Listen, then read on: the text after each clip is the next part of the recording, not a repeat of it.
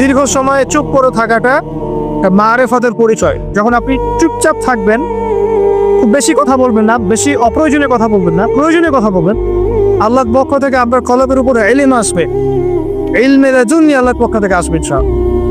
দেখবেন ঠান্ডা মাথায় চিন্তা করলে সুন্দর গোছানো চিন্তা করা যায় না, এলোমেলো হবে না চিন্তাগুলো তো। এবং যদি আমরা বেশি ব্যস্ত থাকি, বেশি কথা বলি, তখন কিন্তু চিন্তাগুলো এলোমেলো হয়ে যায়। এটা বলা হচ্ছে প্রয়োজনীয় বিষয়গুলোর ক্ষেত্রেও কথার ক্ষেত্রে সতর্কতা অবলম্বন।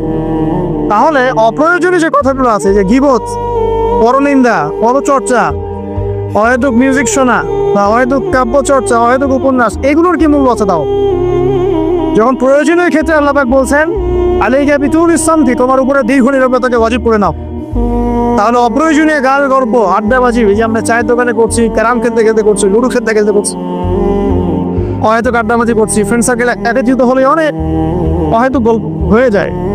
এবং বেশিরভাগ গল্পের ক্ষেত্রে হয় গীবত বা রিয়া বা আত্মপ্রদর্শন, তাই না, বা সমালোচনা। আর বাই দ্য ওয়ে, জাতি হিসেবে আমরা খুব বাচাল জাতি। আর আমরা কাজের চেয়ে কথা বলতে বেশি পছন্দ করি। আমরা কাজের চাইতে কথা বলতে বেশি পছন্দ করি, কিন্তু যার উন্নত সভ্যতা তারা কথা কম বলে, কাজ বেশি করে।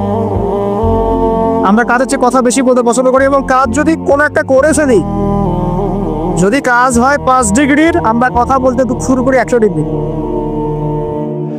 আপনারা আমাদের এরকম, তো আমাদের এই জাতিগত পরিবর্তন আনতে হবে। কথা কম বলি আমরা, আল্লাহ পাক কাজ বেশি করা তৌফিক দান করুন। এবং কথা যখন বলবো সেটা যেন প্রয়োজনীয় কথা হয়। আর যদি কোনো অপ্রয়োজনীয় কথা হয়েও যায় কোনো জায়গায়, একটা দোয়া পরে উঠবেন, ইনশাল্লাহ কাফারা হয়ে যাবে। এটা বেশি জরুরি না?